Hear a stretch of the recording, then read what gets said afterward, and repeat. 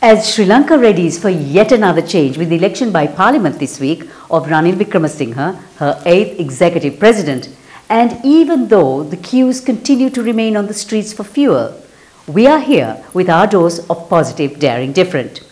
Man first set foot on the moon on the 20th of July 1969.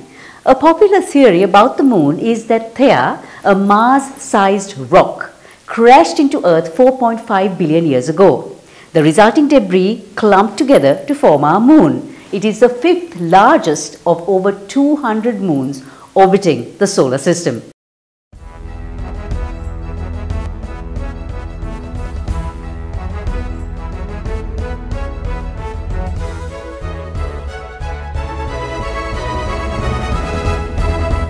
Up ahead, discussing an array of topics, Peter de Almeida, Anushka Vijayasinghe, Marcus Loning, Nadika Kurukula plus economic, market and other news. If you like our program, subscribe and follow us on YouTube, Facebook, Instagram and LinkedIn.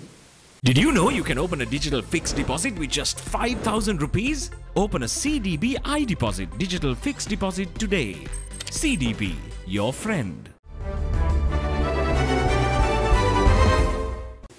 It's time for a quick look at our week on CDB Snapshot. India surpasses China to become the top lender to debt-ridden Sri Lanka, disbursing a total of $3.5 billion up to June.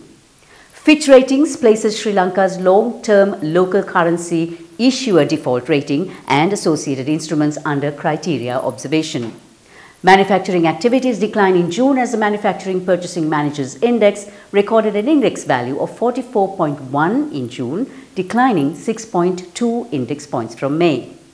Sri Lanka's face value money printing has risen to the second highest value of 3.19 trillion rupees. Japan, Singapore and South Korea are the world's top 3 most powerful passports in 2022. Sri Lanka ranks 103rd.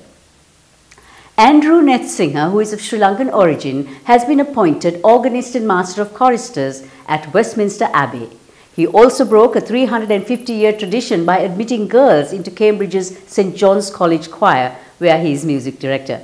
World of risks and obstacles, we are there to help you reach your goals. With 12 billion rupees worth of customer benefits in 2020 and a life insurance fund worth over 100 billion rupees. Our strength is your strength. You focus on your goals. We will take care of the risks. Srilanka Life. Welcome back to our Srilanka Life news capsule. The IMF states that Sri Lanka's crisis is a warning to other Asian countries. However, Sri Lanka's situation is somewhat different as it is about fiscal mismanagement rather than the impact of other global economic factors. Joining us today is economist and co-founder of the Centre for a Smart Future, Anushka Vijayasinghe. Anushka, how does Sri Lanka's situation compare with that of other Asian countries given the landscape? What are the commonalities, if at all? It's true that Sri Lanka's crisis is a signal to what could happen to other, not just Asian countries, but emerging market economies more generally, mainly due to refinancing risks of sovereign debt amidst higher global interest rates and balance of payments pressures coming with higher commodity prices. But the key difference, though, is that Sri Lanka's precipitous decline was mainly because of internal economic mismanagement, which was then tipped over the edge by global factors. Sri Lanka had already been locked out of international capital markets due to domestic policy errors, which then made refinancing of sovereign debt impossible. In many other emerging markets, it's a bit different because although they do have higher debt than before, they still can refinance. Of course, now this refinancing will be at higher yields because of the US Federal Reserve's rate tightening cycle. Also, another point is that when we think about emerging markets and the likely impacts, it's not a homogeneous group. For instance, some oil exporting emerging markets are doing fine, even at elevated debt levels, because they can raise new money against these higher oil earnings. Whereas others, like even Nigeria, haven't been able to take advantage due to years of underinvestment in their processing capacity.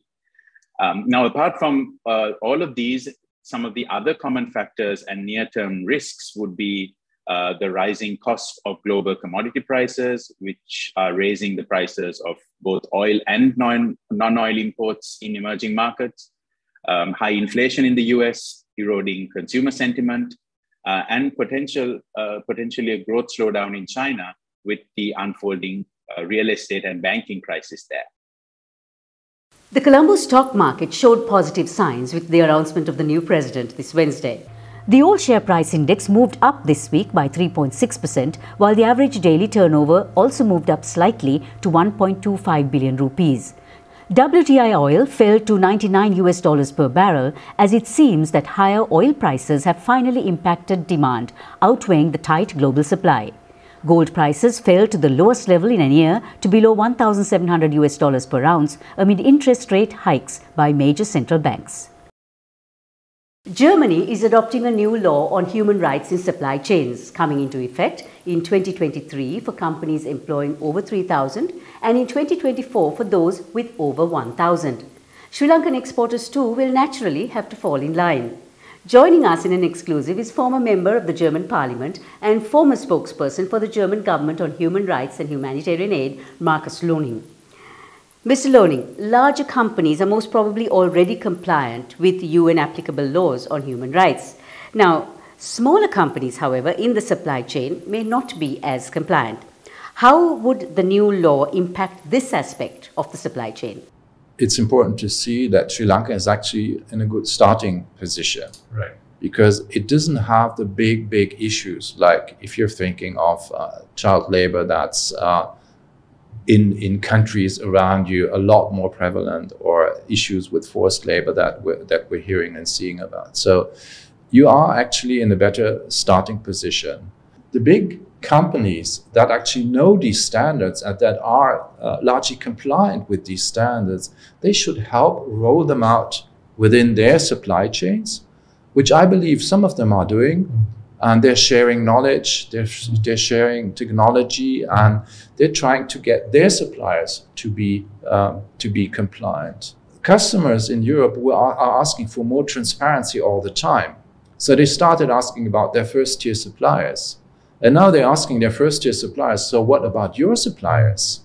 And that's going to go on. And there's going to be more pressure to be transparent and also to be compliant with basic labor laws.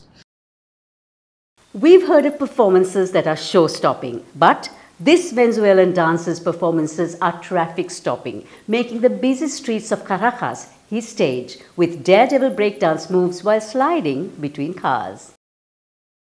Here's your chance to speed up your reading. Let us know if you would like to do that, and we'll gift you a speed reading program with Sanjeev. It's absolutely free.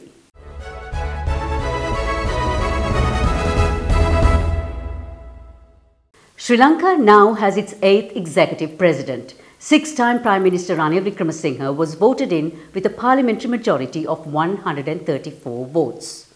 But it is this people's revolution, continuing for over 100 days, that has precipitated this turn of events in Sri Lanka's history. IT professional, actor and social activist Peter de Almeida has been one of those at the forefront for this call for change. And in fact, Peter has been protesting since the age of 15 about various things because he believed that people can make a change. The Aragalya, therefore, was his call to action. Peter, welcome to our Let's Talk segment on Kaleidoscope. Now, you've been at ground zero since those 100 days, but when it comes to what happened on the 9th of July, given the original intentions of the protesters, what was right and what was wrong?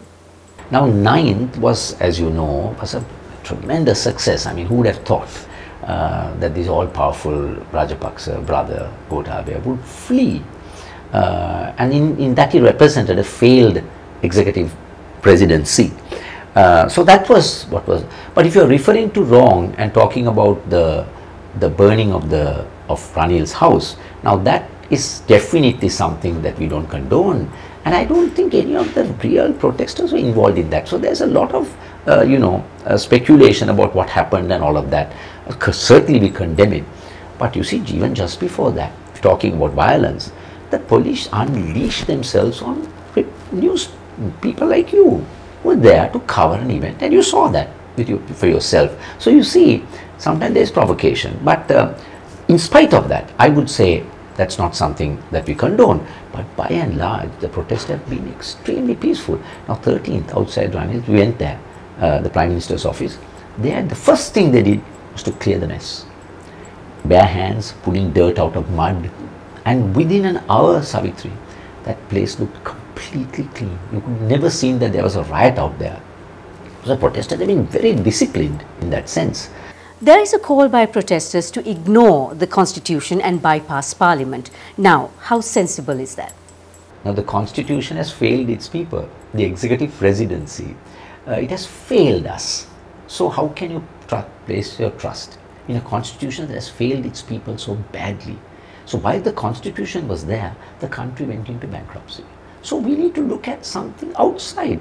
But their protesters are sensible. They know currently we are stuck with this parliament. So they are saying all changes must be made. We put pressure on them, but bring an advisory people's council. The Bar Association has suggested something like that. They call it an advisory council. So it's extra constitutional. But you see times like this call for something a little different. So that advisory expert council then advises the government, because we are stuck with them till the next election. There is a massive trust deficit in the country currently between the public, between policymakers and the state. How can that be bridged? I like the way you said trust deficit. What has happened is a complete breakdown of trust and anger. So use kind words. So there's anger because of the massive scale of corruption in government, and that filters right through the public sector as well. So that is what has brought us to where we are. Unbridled corruption and power. Absolute abuse of power coming from an executive president who's all powerful. So people around him draw power from him and a sense of privilege. So I think unless we have some fundamental changes, I don't think you are going to bridge this trust deficit, as you kindly term it. I would say confidence back in institutions of governance in this country. So what responsibilities lie with professionals and artists like you in ensuring that the end aim of the protests are not compromised? The protesters are not a homogeneous group. So there are different people who come to the protest with very different needs and demands. For example, the most vulnerable. So people get it wrong. They think there is this one big group called the protesters with one demand. But of course, they are all common in their anger about what has happened and the fact that those who brought us must go. But besides that, there are different people with very different needs, and the first thing is to try to understand what those needs are. I am saying the role of the artist is to understand what the needs of the different communities are, so that we are very clear. When we make demands, we are making demands for the different communities of our people across our country. And therefore, when we create a change in a constitution, those needs are reflected and not what we see in Colombo as the demands of the protesters. I do hope that system change comes, Yes. even if it means going through much worse than what we have right now.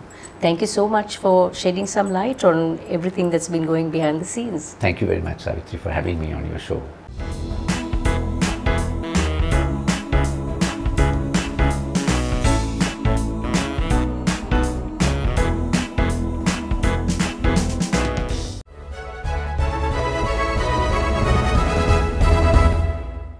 Batik has transcended ages but affirmed its presence in modern fashion.